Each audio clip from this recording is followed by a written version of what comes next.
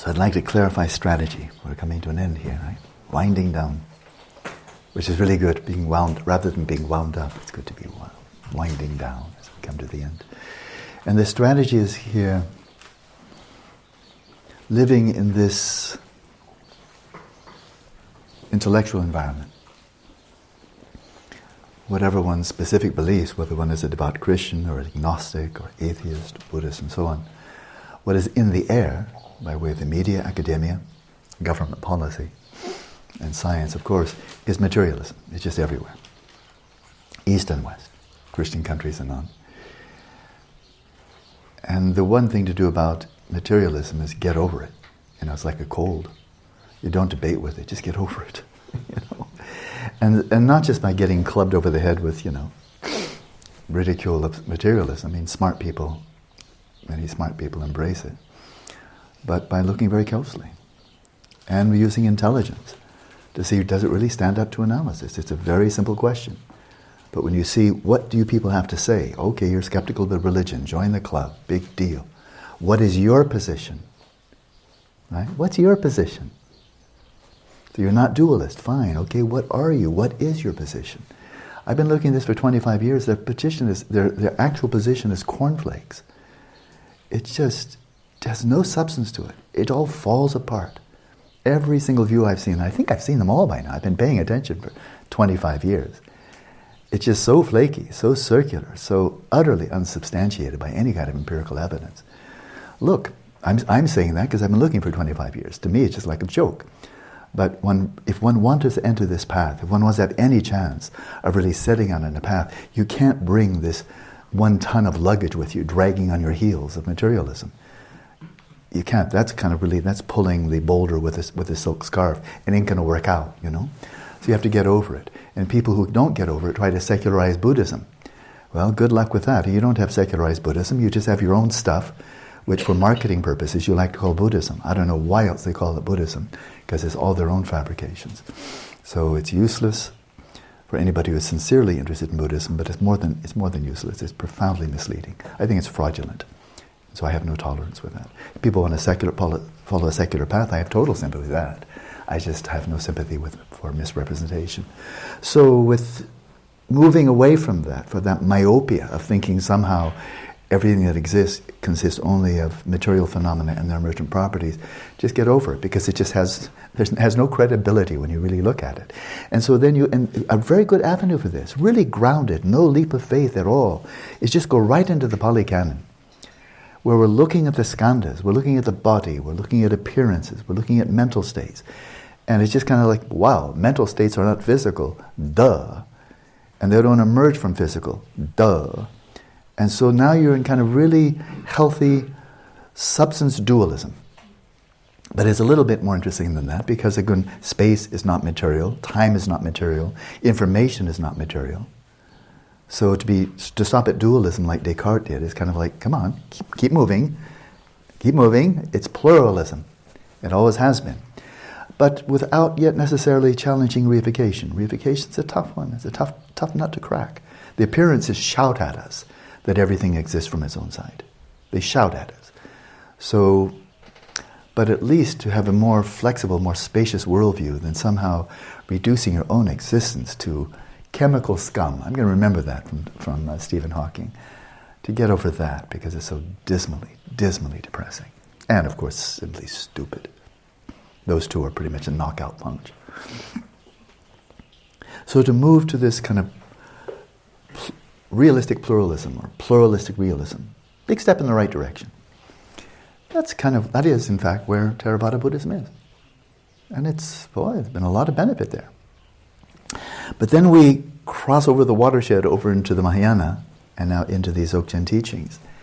And then we have this question, all right, among body, speech and mind, which is primary? And then we're really coming in not just to mind and appearances to mind and space and information and time and so forth, but coming right in the nature of awareness. And then it becomes quite clear that all that we have, all that we know, is awareness and appearances arising to awareness. And those appearances have no existence apart from awareness. Whereas awareness does have existence independent of appearances. That's an interesting one. So there's an asymmetry there. You don't need to keep on having a target, appearances or objects, for awareness to continue to flow. You can withdraw from all appearances and all objects, and it's still there's one thing that's primary. So matter may dissolve away, and mind may dissolve away. Objects may dissolve away, appearances may dissolve away. But unless you flat out fall unconscious, the one thing that doesn't fall away is the one man standing, gender neutral. The one reality standing is awareness.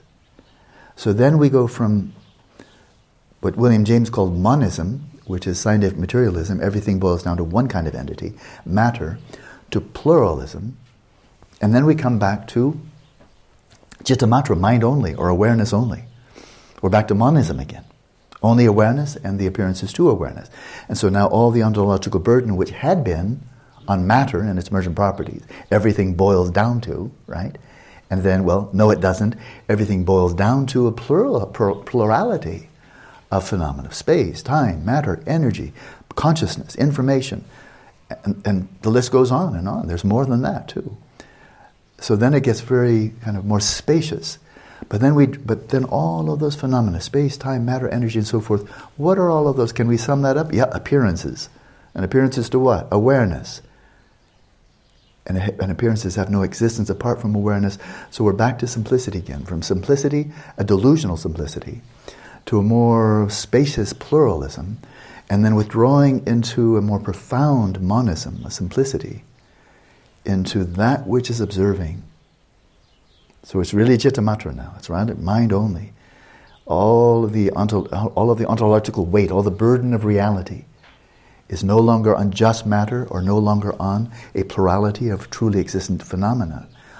The whole burden of reality, that which makes anything possible, all comes down to awareness, that which is observing, And then you send your smart missile right in there. And empty. Then you've entered the path.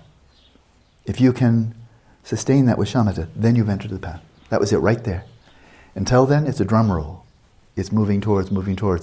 But there, when you realize the emptiness of your own mind, and you can sustain that with shamatha, now you're on the path. So that's strategy. So it's very helpful. It's not the only strategy, even within Buddhism, let alone outside of Buddhism, but it is strategy. So if you are drawn to, intellectually, existentially, personally drawn to that strategy, go for it. Go for it. So we return now to the closing words of this Karma Chagmé in his closing chapter, conclusion.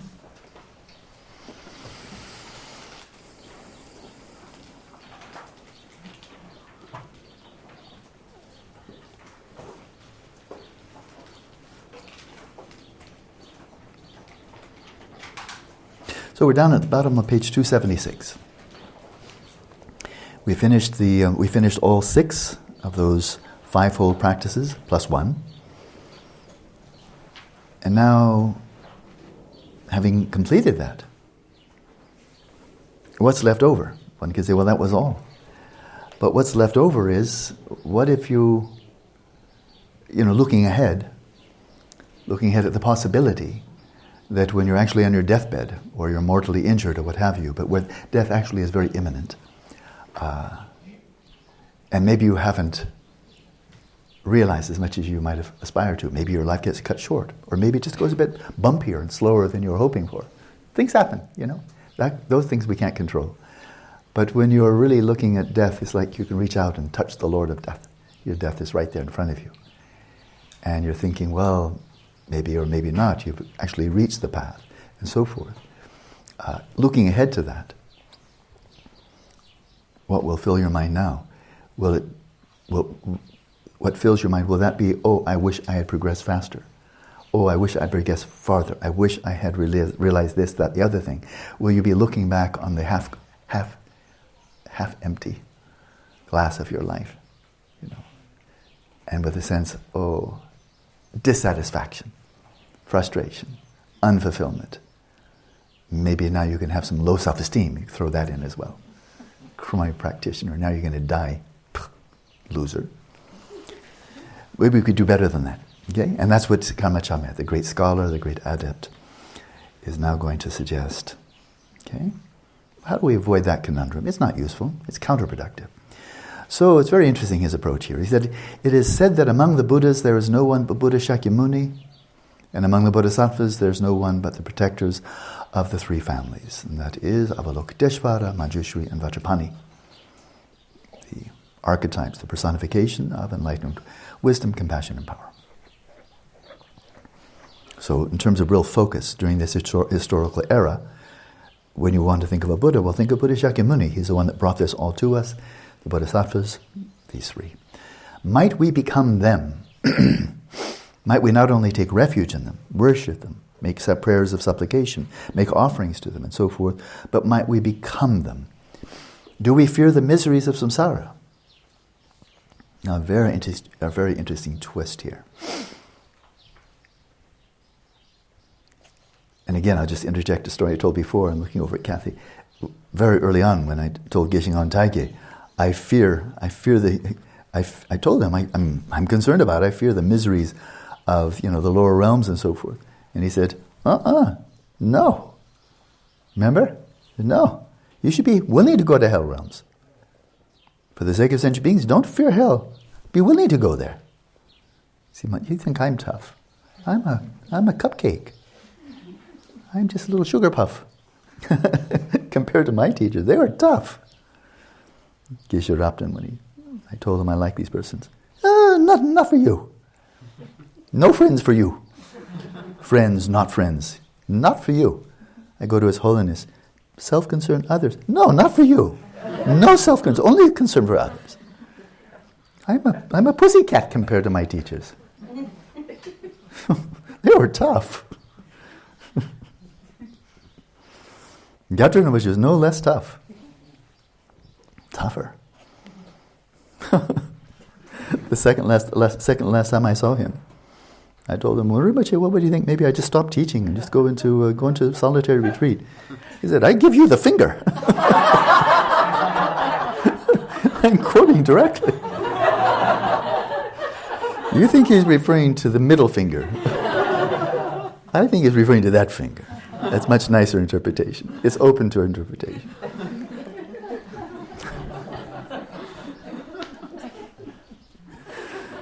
So, do we fear the miseries of samsara? One who has no qualms or dismay at the prospect of experiencing the miseries of birth and death many hundreds of millions of times, has no qualms about that, has enough, Tibetans call it semshuk, strength of the heart, courage, fortitude, that doesn't fear that prospect, hundreds of millions of times, of taking birth again and again for the sake of sentient beings. One who has no qualms or dismay at that prospect, but who attains bodhicitta, attains spiritual awakening, enlightenment, while in a state of joy and happiness, is called a slothful bodhisattva. Okay? The phrasing is very interesting. You have no qualms or dismay about just spending hundreds of millions of lifetimes, but you actually achieve enlightenment in a state of joy and happiness. It's called a California bodhisattva, or a slothful bodhisattva, he says. He's the least among bodhisattvas. And the Jina Maitreya is said to be such a one. Oh, what a I think there's nothing wrong with our turning out like him. Yeah. To do so, eventually we would have to be born in a pure realm. To be able to follow in the footsteps of Maitreya, we'd have to be born in a pure realm. Even if we were born, or if we're born in Potala, pure realm of Avalokiteshvara, Tushita, pure realm of Maitreya, or the glorious copper-colored mountain, of course, the pure land of Padmasambhava, there's no guarantee that we'll not fall back. I remember one Lama I read about not too long ago. Can't remember which one. But he was about to die, or one yogi anyway. He was about to die, and he was anticipating, making prayers to be born in Padmasambhavas, Pure Land, glorious copper-colored mountain. And then his Lama told him, I read this. I know it's a sound source, otherwise I wouldn't remember it. And his Lama told him, don't bother to pray to be reborn there. If you're born there, Guru Rinpoche is just going to send you back.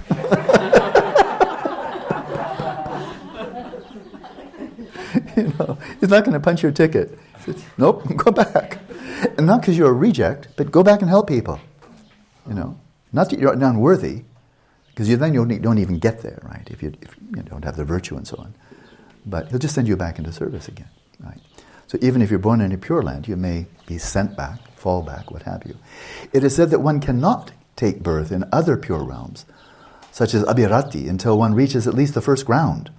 So again, in my father's kingdom, there are many mansions. I mean, it's similar to the Christian view there, that within the domain of pure realms, there are ones that are very exclusive, so to speak. The Akanishta, that's really only for 10th stage Arya Bodhisattvas. Abhirati, he says right here, is only for those who reach the first Arya Bodhisattva ground. That's pretty high.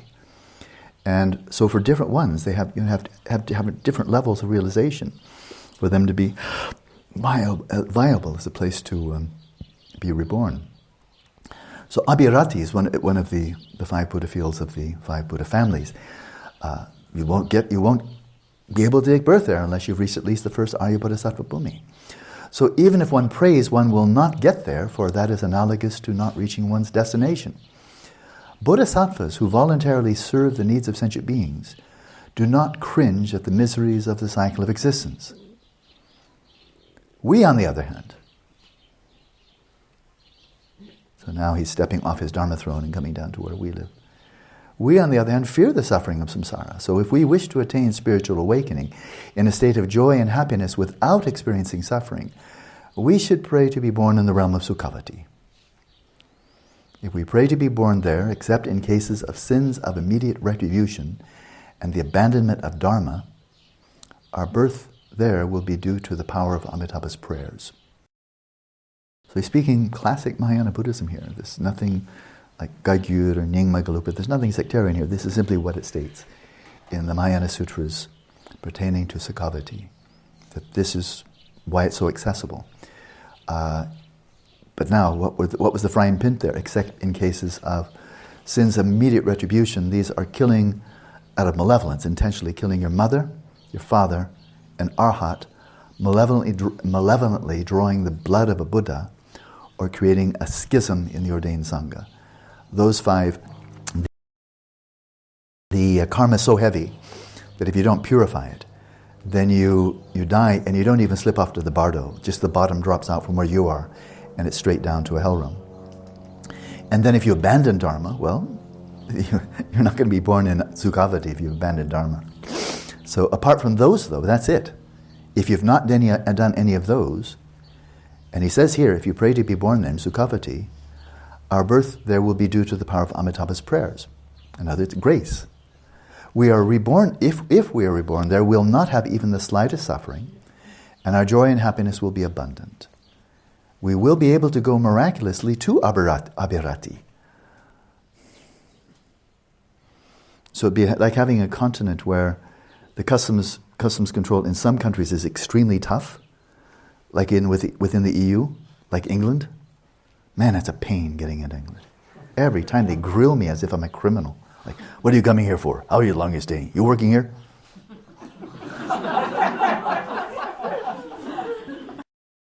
Norway, hello. they just come right in. It's so easy. I could be a frog, a frog's passport. They don't even look at you. So the thing is, get to Norway first. And from Norway you might be able to get into Scotland, from Scotland get into England, and then that's a much easier way. But don't try to get to Norway by way of London, you'll never get to Norway. It's something like that. I know wherever I speak. America and England, the toughest ass of, customs control. Jeez. So here it is. So if you take birth in Sukhavati, then you have a free Eurail pass. Something like that, Abhirati, which otherwise you only get in if you have achieved the Arya Bodhisattva level. You can miraculously, just by the power of thought, off to Abhirati. You may go to the glorious copper-colored mountain, to Tushita. You may meet Buddhas there and receive the Dharma. So this sounds like, if you take it seriously, a marvelous opportunity. With unimpeded extrasensory perception and paranormal abilities, we'll be able to lead those with whom we have a connection out of the intermediate state. So you don't just, bear in mind, it's enormously important not to conflate this with just simply a Deva realm, where you're just up there having a great time, a lot of pleasure. It's just not that at all. If that's what you actually want, and you're giving lip service to Sukhavati and so forth, you have a lot of virtue, but what you really want is just have a really good time, you'll go to the Deva realm, desire realm. You can't fool karma just by saying Sukhavati, but when what you really want is a really nice Deva realm, You'll get the Deva realm, and it may be called Sukhavati Deva realm. And then you just find it's filled with beautiful women Devis, and handsome men Devas, and lots of ambrosia, and party, party, party.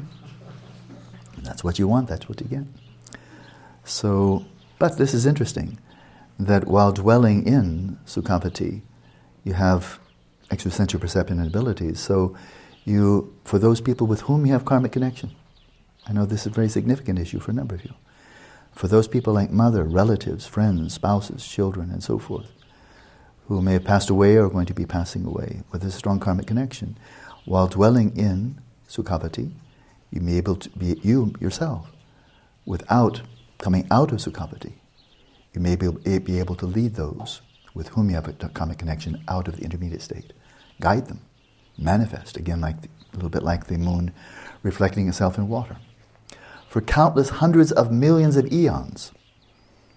There's no time limit there. That is, you don't have an expiration date when you go to Sukhavati. You're there for as long as you wish. There will be no illness, no aging, and no death. We will behold the face of Buddha Amitabha and listen to Dharma, so you get the teaching directly from Amitabha. Incalculable clouds of offerings will be emanated from the palm of our hands and be offered to the Buddhas. Thus the qualities of the grounds and paths, the bhumis and the margas, will be perfected, and we will become enlightened. So that's what he's referring to, achieving spiritual awakening while in a state of joy and happiness. So how easy is it to be born there? It is said that if one earnestly prays 10 times, one will take birth there. So all those practices of Poa, for which there's wide variety, some very demanding, complex visualization and so forth, this one is pretty straightforward. If you earnestly pray 10 times, one will take birth there. There's no point in doubting whether or not you'll be born there. But if you do nurture doubts, you will still be born in that Pure Land. You'll be born in a lotus flower, that's what they say. But the lotus flower in which you were born will not open for 500 years. So you're being kind of quarantined for 500 years inside a lotus. It could be a lot worse. It is said during that time you'll experience joy and happiness. It may be claustrophobic, but it will be nice. And you'll hear the voice of the Buddha, but unfortunately there will be a delay in seeing his face. I don't know how one would put that to the scientific test. I guess we'll just have to find out when we're there. Therefore, without harboring doubts tonight when you're about to go to sleep, you should dedicate whatever spiritual practice you've done today to be reborn there. If you know them, recite the prayer of fine conduct, Dzogchen Munlam, the Sukhavati prayer, Dechen Munlam, Dechen Munlam. If you do not know them, it is enough to say, "May I be born in Sukhavati." You can handle that. That's pretty straightforward. And in any language you like. It doesn't have to be Tibetan, Sanskrit, what have you. May I be born in Sukhavati. By so doing, when you die, whether or not you are able to sustain your spiritual practice or succeed in the practice of transference, Poa, even if you're just not up to it, it's too complicated, or maybe you're pretty wobbly in your practice, you're dying after all. Even if you are not able to sustain your spiritual practice, or succeed in the practice of Poa, or recognize the assemblies of peaceful and wrathful deities in the transitional process of Dharmata, or ultimate reality. Even if you can't do that, can't. 2 weeks after your death, you will determine that you will have died. And before the messengers of Yama, the Lord of Death, arrive, and before the verdict is made concerning your actions and their karmic consequences, with defiled means tainted with kind of delusion, like reification, With defiled extrasensory perception, you will be aware of your past and future lives and the intermediate states. You'll be able to demonstrate various paranormal abilities, and you'll have great freedom to go where you will. At that time, hold Buddha Amitabha in mind and go to Sukhavati.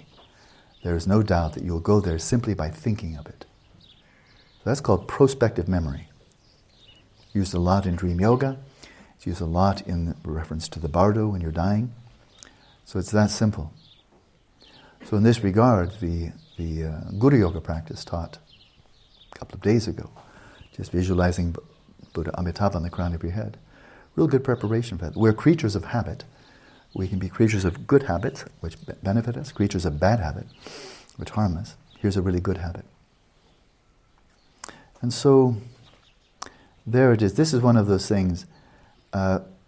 We don't have empirical evidence that anything he just said in those last couple of paragraphs is true.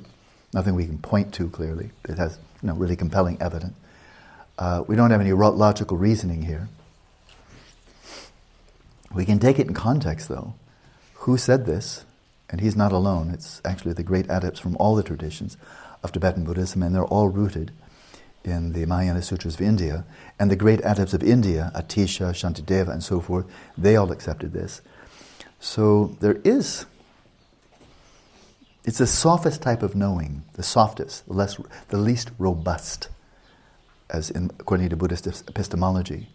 There's the knowing, as in realization, by direct perception. So I look over at David's shirt, and I just see it's pink. That's it. I got it. That's just direct, right? That's very robust. Your direct, non-conceptual realization of emptiness, you nail it, you got it. See it directly, right? That's the most robust. The Buddha only has that type of knowing. Only direct, right? Immediate. And then there's the knowing by means of cogent reasoning, and we know many things by means of logic, by reason.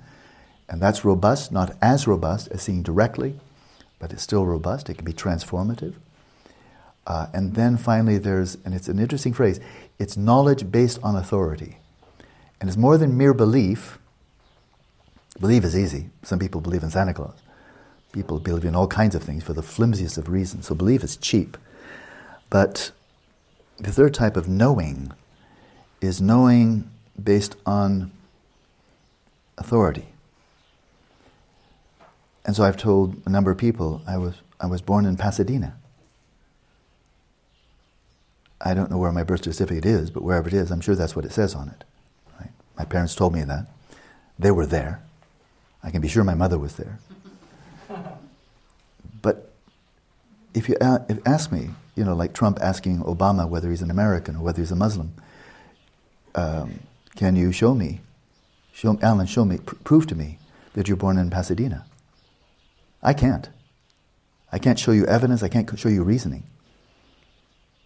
At all, nothing. I've got nothing except for my mom told me. And I consider she's an authority. And then you might come back and say, how do you know she's your mom? Maybe you're adopted. Maybe there was a big conspiracy around your birth. And you were actually born in Omaha. And you were adopted because nobody wanted you. What do I say? I say, well, I have no reason to believe that's true. I do have reason to believe that my parents are not liars. They told me I'm born in Pasadena. I was born in Pasadena. Get over it. So that's knowledge based on authority of somebody, but not just anybody. My parents. And my sister was there. She's my older sister. She knew where I came from, and friends of the family and so forth. So it's all authority. But who in his right mind would say, if asked, do you know where you're born, would say, well, I don't know, my mother said this, my father said this, but you never can tell, I don't know. And then somebody says, well, do you know your name? Well, some people call me Alan, others call me Lama, some call me Grandpa, some call me idiot. And I don't know. So you don't know where you're born, you don't know your name is. Are you a male? Well, no, I could have had some surgery back, sometime when I don't remember. I could be transgender. I'm not really sure. I'm not sure whether my plumbing down there is mine or actually it was transplant, because they can do penis transplants now. There's a point where this, I'm sure you wanted that data point, but it is true. Somebody just had a penis transplant. It wasn't me, though. Take my word for it. Take my word for it. How do I know? I don't know. I'm just very sure I don't know that I know that that's not the case. So you see, this knowledge based on authority is everywhere. It's not something Buddha's made up. There's all kinds of things that beyond all reasonable doubt, we say, I know this is true. And it's because we're relying upon people that we really have very good reason to believe know what they're talking about. And so if you study Buddhism seriously, you investigate it, you really become knowledgeable. And you learn about Atisha and Shantideva and Tsongkhapa and Padmasambhava and so forth. And Karma Chagmé. If they say this, and they show their sources, and they're citing people who have remembered their past lives and so forth, then if you've done that research, then it's not just belief. You can call it knowledge based on authority.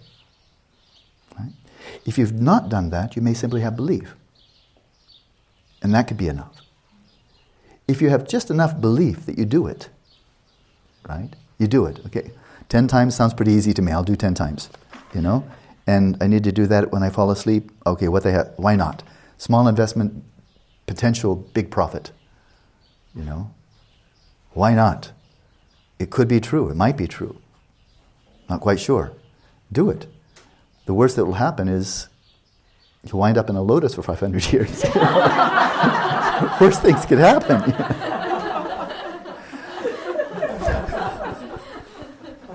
And it sounded quite nice. Hanging out in the lotus, your own little private meditation hall. Meditation room. Because they say you're quite happy there. So there is no doubt that you'll go there simply by thinking of it. So why not? That's what I would suggest. The alternative is just dedicate all your merit and follow that. To fortunate rebirth and so forth. Try hard not to forget the meaning of Dharma you've received now. He's really, I think, my sense speaking from his heart, to this gathering of monks, nuns, lay people, who knows how many people were there. It was 30 days of teaching. You call me a fire hydrant. This is like Niagara. Because he gave this book and all of Precious Path to Freedom and it would be another book of the same size, just on the preliminary practices. This would have been a 3-volume set. The first would be all on preliminary practices, one big book. Gyaltsen Rinpoche didn't teach me that. And then Spacious Path to Freedom, pretty good sized book. Then the appendix, that's this book, he taught all of that in 30 days. So you think I'm tough. I'm a drippy faucet. Bloop, bloop, bloop. Compared to him, he's Niagara. He did that in 30 days. And then he says, try hard not to forget the meaning of the Dharma you've received. You've just, been sitting under Niagara Falls going, don't forget what you just swallowed. Everyone can certainly practice this, for this is an unsophisticated discussion of Dharma. If you want sophisticated, look at Nagarjuna and the commentaries to Nagarjuna. That's sophisticated. I'm serious, that's heavy lifting. This is the essence of the Buddha's words. The sutras, the tantras, the new translation school, the old translation school, and the treasure teachings, the Dharma teachings. Oh, now in this 1 month teaching, we have well completed 18 primary Dharma sessions. That was the first volume that I never translated. The second volume, A Spacious Path to Freedom. And the third volume, 12 supplementary Dharma sessions. That's this book. So we're done, we're finished. And then he dedicates merit. May there be the good fortune of Acharya Padmasambhava. May there be the good fortune of the great compassionate ones. May there be the good fortune of the ocean of Viras. May there be the good fortune of the ocean of Dakinis.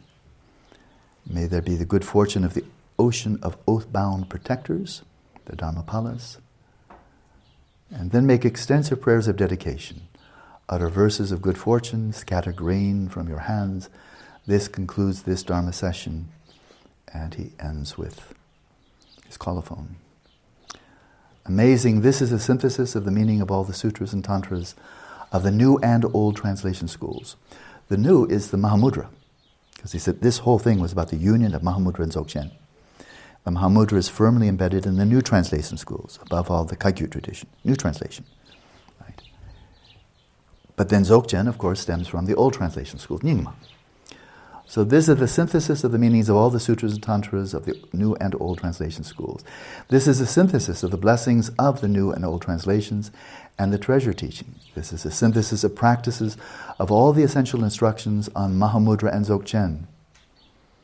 This is a synthesis of citations from the entire ocean of the sutras and tantras. And I must say, he showed his tremendous erudition by citing sutras and tantras. It seems like by at least by the dozens and dozens, if not by the scores and scores, many, many, many. This is a synthesis of the contemplations of all the Vidyadharas and Siddhas. This is a synthesis of practices of all superior and inferior people. This is a synthesis of all philosophical systems, surpassing them all. Although this is, in surpassing them all, he's referring to Vipashyana, Sautrantika, Chittamatra, and Madhyamaka. But then when you go to Mahamudra and Dzogchen, it doesn't disengage from the Madhyamaka, but in terms of skillful means and the teachings on Buddha nature, it does in fact surpass the Madhyamaka by itself. Although this is the secret Mahayana, these are teachings that help everyone. And I did find it very interesting when Gyatso Rinpoche was teaching this. He's a very traditional Lama, very, very traditional. And a close disciple of Kyabje Dujom Rinpoche, and two other of the embodiments, the incarnations of Dujom Lingpa. And when he was giving these teachings, the spacious path to freedom, and this, all of it, he did not grant an empowerment that people were required to attend or receive, and he gave them freely. He said, anyone who has faith in the teachings and the wish to put them into practice, everyone is welcome. And he's a lineage holder of this tradition, this Peiyul tradition, this union of Mahamudra and Dzogchen. And so when Karma Chagmé Rinpoche said, these are teachings that help everyone, it shows the non-exclusive ambience or attitude around these teachings. It's very generous, very open. Due to the power of the compassion of Avalokiteshvara, this has been well compiled by Raga Ase. That's Karma Chagmé Rinpoche's personal name. The contemplative of the great compassionate one during these degenerate times. Bhikshu Tsundu has written it down. And whatever inconsistencies, mistakes, or flaws there may be in this, I confess them to the assembly of deities of the three roots. The Guru, the Yidam, the Kandomai, the Dakini. By the virtue of this composition may I, the scribe, so now the person who's written this, obviously, is Bhikshu Tsundu. Tsundu, by the way, means virya, enthusiasm. By the virtue of this composition may I, the scribe, and everyone who has found a connection with these teachings enjoy longevity and good health in this life, and may our experiential realizations increase. When the time comes to move on from this life, may we be miraculously born in the realm of Sukhavati, without any other lifetime coming in between. Then may we, and miraculously means spontaneously, that is not from a womb, not from an egg, and so forth, not from the four modes of rebirth in samsara. Because Sukhavati is not in samsara. It's not within the six realms of existence. It's not a Deva realm. It's not anything else. It's an environment simply created by the mind. It's like a visualization of Amitabha. And so miraculous means you just spontaneously emerge there.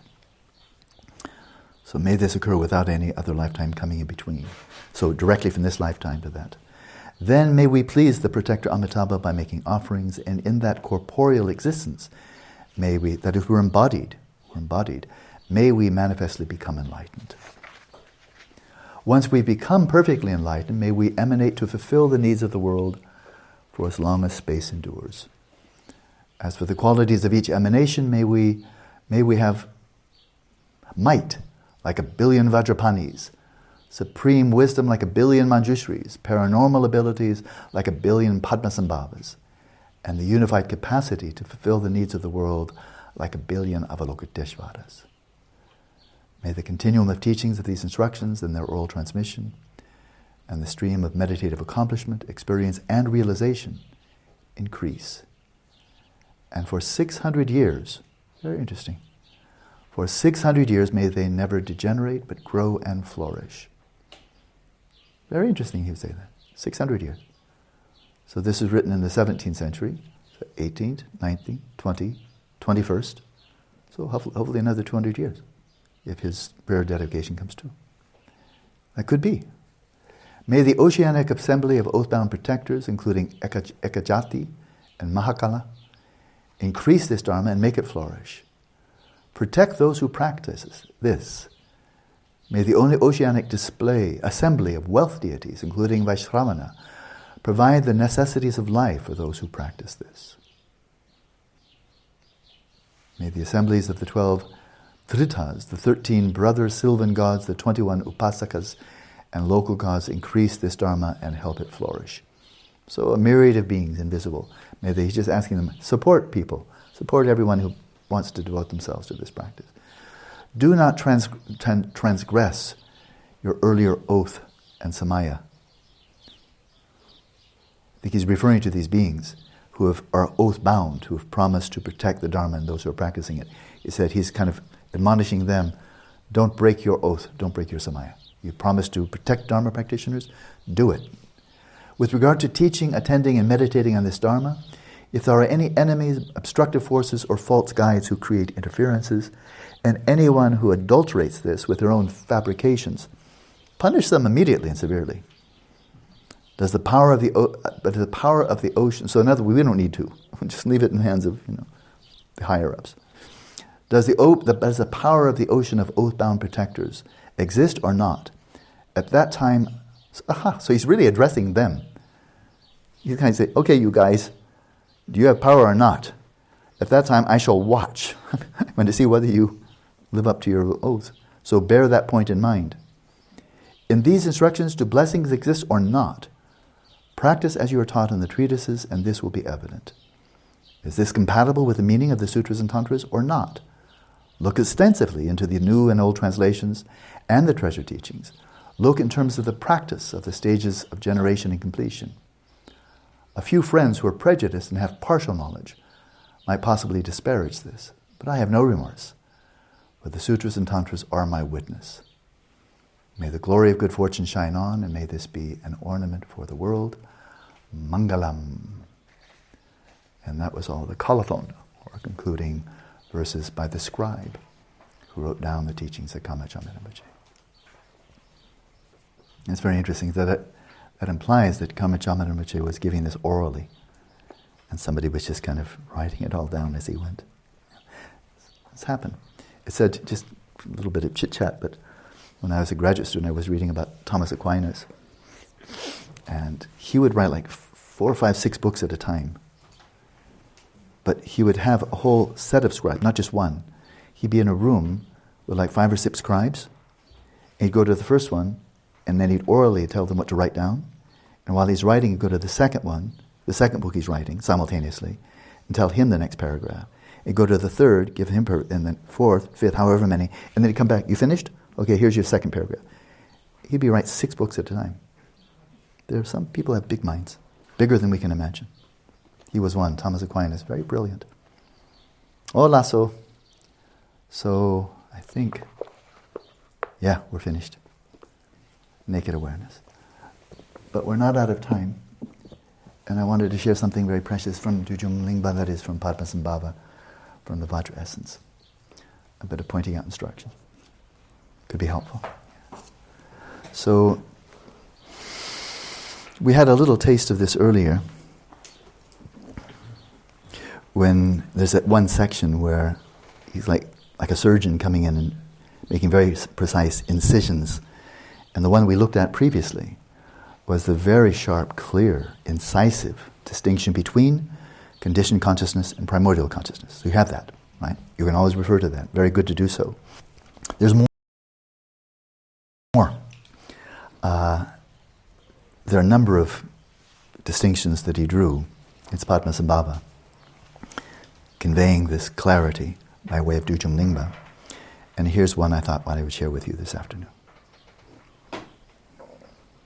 This will be the last transmission. That is, I can't give this unless I've received it.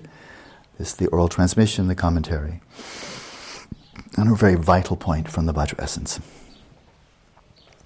So, listen well. If you do not know how to distinguish between the mind and pristine awareness, you will confuse the mind for pristine awareness, which will unfortunately lead to obstacles to achieving the state of liberation. So know how to distinguish them. As for the mind, there are, first of all, the deluded mind that clings to appearances. Clings to means attachment, aversion, reification, the whole 9 yards. Right? The first kind.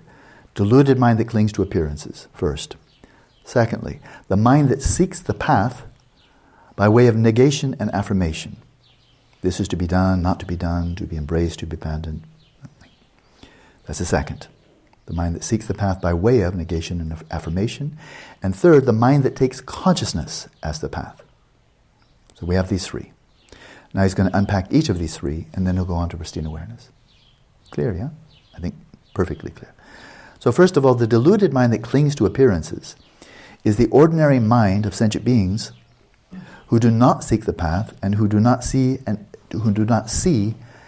entrance to the authentic path.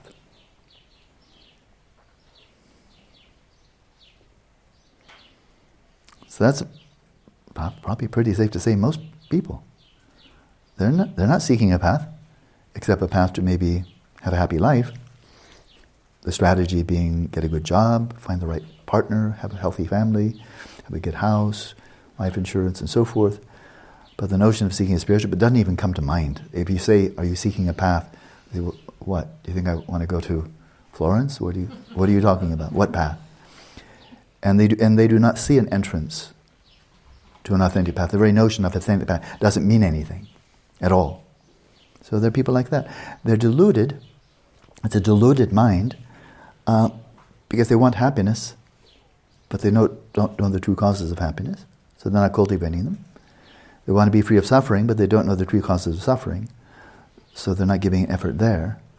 By and large, they probably don't even regard mental afflictions as mental afflictions. So such people are clearly objects of compassion. So that's the first one.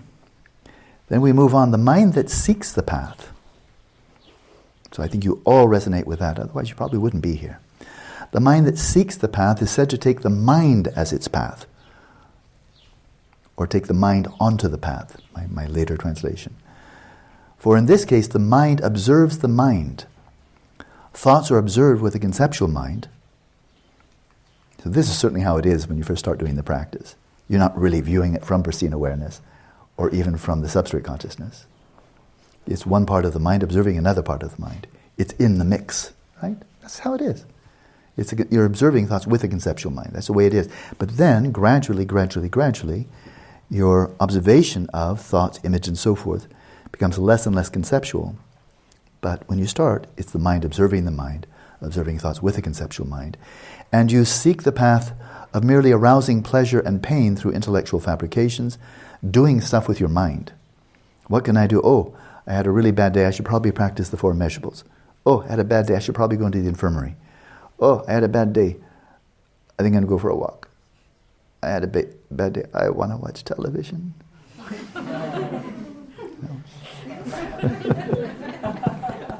Gotcha. Arousing pleasure and pain through intellectual fabrication. I mean, the stuff you do with your mind, and the acceptance and rejection of virtue and vice. So it's good. I mean, that's good. Accept virtue, reject vice. So there's a mind. That too is mind. And then we have the third one. As for the mind that takes consciousness as the path, the experience of unimpeded ordinary consciousness, which is the ground of the mind, which refers to what, Daniel? Substrate consciousness. You betcha. Exactly. The experience of unimpeded ordinary consciousness, which is the ground of the mind, is not the realization of the view. Now this is right towards the end of the text on Dzogchen, so we know the view is the view of Dzogchen. As a result of such practice, outer appearances are reduced to an ethically neutral state. You see them as simply appearances as appearances. But that's it. No pure vision, no just that. So outer appearances are reduced to ethically neutral state, and since these appearances are taken to be real, you come out of meditation and you engage with all the appearances. You haven't come out of your old rut. You reify everything. That's what we do. And so since these appearances are taken to be real, reification is not counteracted. So if your practice is just awareness of awareness, or shamatha without a sign, whatever arises, appearances, thoughts and images, you just simply see them as ethically neutral. You come out of meditation, you see all the appearances of the environment and so forth, you see them as ethically neutral. They are what they are. But then, since you've not even begun to counteract reification, it isn't counteracted. So clearly this is mind. That's outwardly. Inwardly, your own body appears to be ethically neutral. Just sensations arising. They're not virtuous, not non-virtuous. They are just neutral. So the fixation of reifying the body is not counteracted. And since both outer and inner appearances are taken to be ethically neutral and autonomous, you do not transcend the mind. So the way to transcend the mind is Rigpa, of course. So this too is called mind. It's rarefied, it's subtle. This resting in awareness of awareness, just resting there. But if that's all you've ascertained, it's just this unimpeded flow of consciousness. If that's it, even if this were called pristine awareness, even you say, okay, I'm dwelling in Rigpa, and a lot of people do that. And I think that's been true for a long time, and it's true now. People get some pointing out instructions, perhaps, and then the rest just being aware, and then they come out and say, what are you doing? I was resting in Rigpa. It's very, very common among Tibetans, Westerners. What are you doing? I was doing nothing. I was just resting in Rigpa. They're resting in consciousness. And he'll explain why. So even if this were called pristine awareness, like giving a boy's name to an unborn fetus, this is before they had, what kind of scan? Ultrasound. Yeah, before they had ultrasound. Before then, now of course people can know quite soon what the gender of your unborn baby is. But that's very recent. This is 19th century. No ultrasound in Tibet. So before the baby's born, you don't have a clue whether it's a boy or girl. So when you don't have a clue, then to already call it a boy is premature. You have no basis for making that, right? And so this is premature. You're resting in Rigpa. You're resting in basically just the flow of consciousness, mental awareness. And then you call it Rigpa. Well, it's premature. You're not there yet. Hold off a bit. Don't be premature. Don't cultivate an illusion of knowledge, because that's exactly what this is. And it's the worst. I just hammer it all the time when it comes to the modern cognitive sciences. You people are pretending to know what you don't know. Why don't you stop doing that? And just acknowledge ignorance. That's very fertile ground for actually gaining some insight. But when you pretend as if you already know, like John Searle saying, every educated person already knows. There's no mystery, you already know. The mind is what the brain does. Well, you're just saying that, but in fact you don't know that at all. But he's persuading people to stop asking the question. And then you do, and then you never get out of your ignorance because you are under the illusion of knowledge. That happens in science, it's endemic in the cognitive sciences, it happens in Dharma. It's endemic in Dharma as well. It's very, very common. So, he's referring here to an illusion of knowledge. So, even if this were called pristine awareness, like giving a boy's name to an unborn fetus, the characteristic of ascertaining pristine awareness in itself would not have been realized. You haven't arrived there yet, so don't prematurely give that label, that lofty label, undeservedly. Unawareness, ma-rikpa, not rikpa. Unawareness is failing to realize samsara and nirvana as great emptiness. If you haven't yet realized the emptiness of all of samsara and nirvana, and you're resting in awareness, you're resting in unawareness.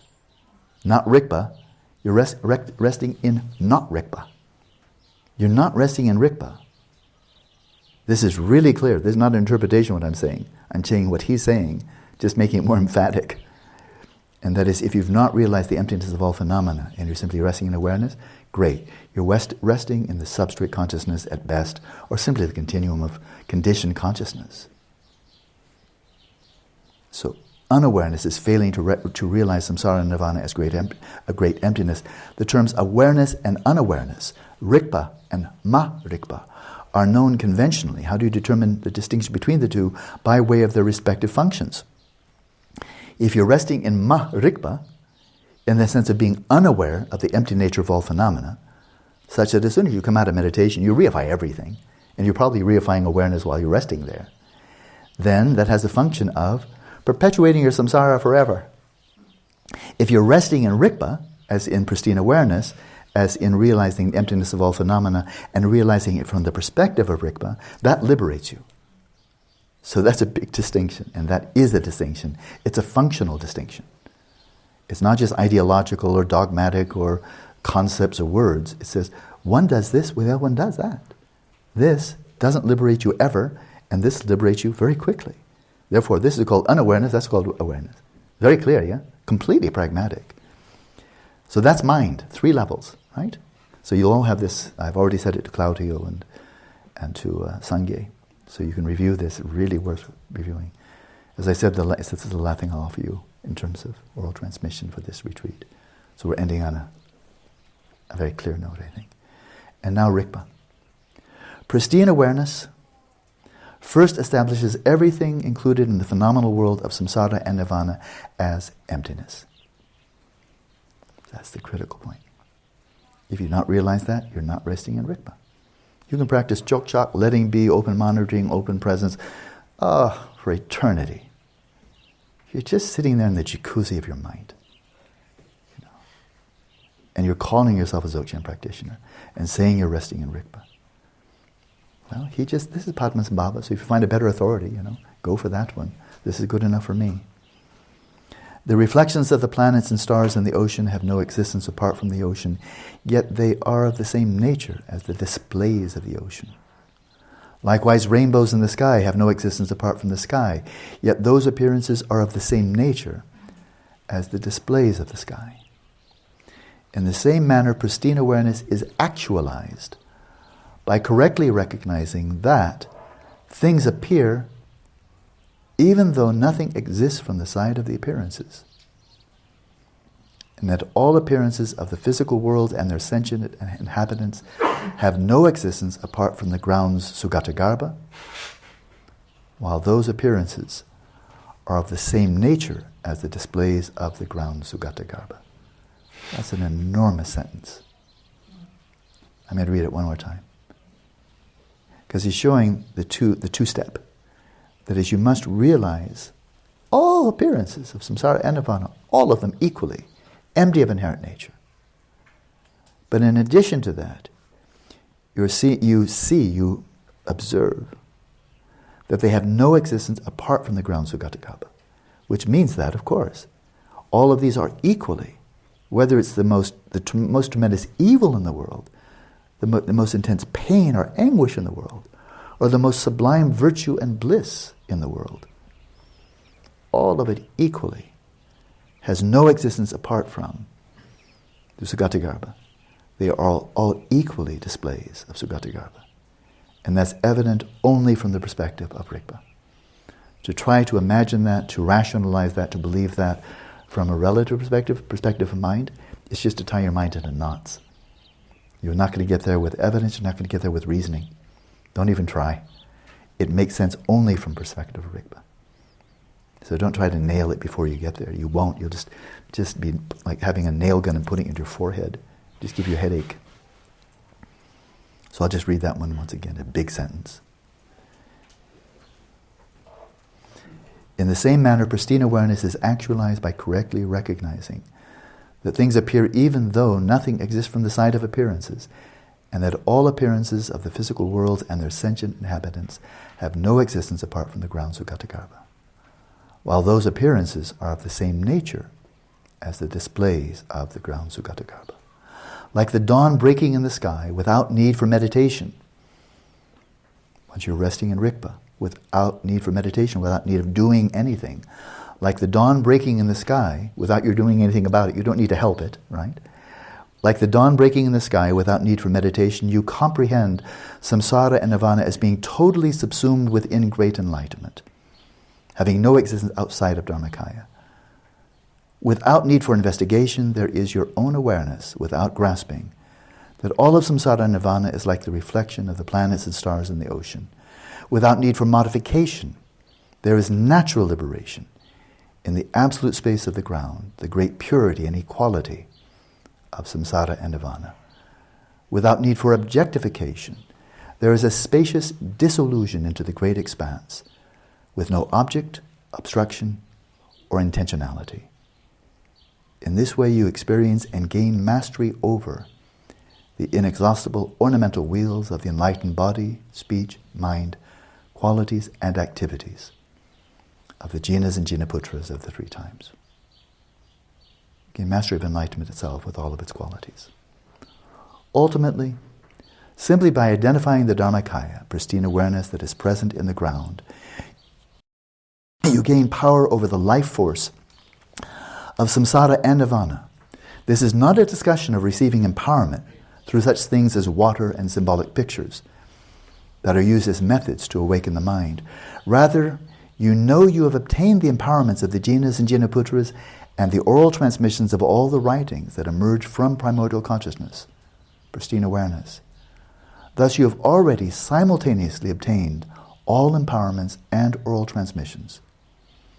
Therefore recognize the importance of not mistaking the mind for pristine awareness.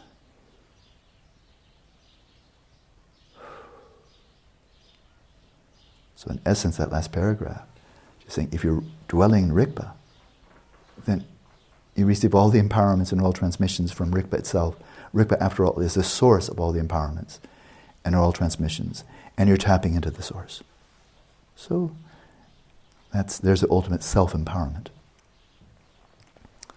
Okay, one final thing, and we'll call it an afternoon, we'll call it a retreat in terms of fresh teaching.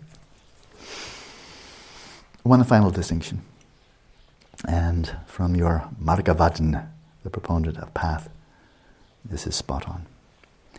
O Vajra, pristine awareness, if you do not know how to distinguish between what is and what is not the path, there is the danger that you may be led astray to what is not the path, and unfortunately not actualize the genuine path. So learn how to distinguish between them. The path of the perfection of wisdom consists of correctly realizing the view, the essential point of emptiness, and simply taking this knowledge as the path. So first you take the mind as a path, and then you take the view of emptiness as your path. That's the strategy, the next leg of the journey, the next stage on the path. And it's actually the commencement of actual path. Okay. Once you've realized the meaning of great emptiness, you know the nature of the whole of samsara and nirvana and the path, and you experience absolute space. That's Dhammadhatu. This is called the pristine awareness of the great perfection. The lucid, clear ground, free of contamination, is taken as the path. If you take consciousness as the path, we're back now to the mind, remember? Taking consciousness as the path. If, on the contrary, you take consciousness as the path, you're taking aspects of consciousness as the path. If you take the displays of the ground, the purity and equality of samsara and nirvana as the path, this is taking the essential nature as the path. This is called the authentic path. So one's kind of a dead end if you just stop there. This is the authentic path. What is called viewing discursive thoughts with discursive thoughts? Remember, we're back into that second mode of mind. Observing the mind with the mind, discursive thoughts with discursive thoughts. What is called viewing discursive thoughts with discursive thoughts is not the path. With respect to discursive thoughts, you may engage in such evaluations as denying and affirming and adopting the good and rejecting the bad, and finally regard merely unstructured consciousness as the ultimate view and meditation. Unstructured consciousness in this context means what? Diogo. In this context, what is unstructured consciousness? I'll read it again, because it's good to put one person on the spot. If you get a wrong answer, I don't care. But then I'm inviting everybody to, okay, now what's your answer? With respect to discursive thoughts, you may engage in such evaluations as denying and affirming, adopting the good and rejecting the path, and finally regard merely unstructured consciousness as the ultimate view and meditation. What's that referring to, Karina? Unstructured consciousness. Yeah, substrate consciousness, yeah.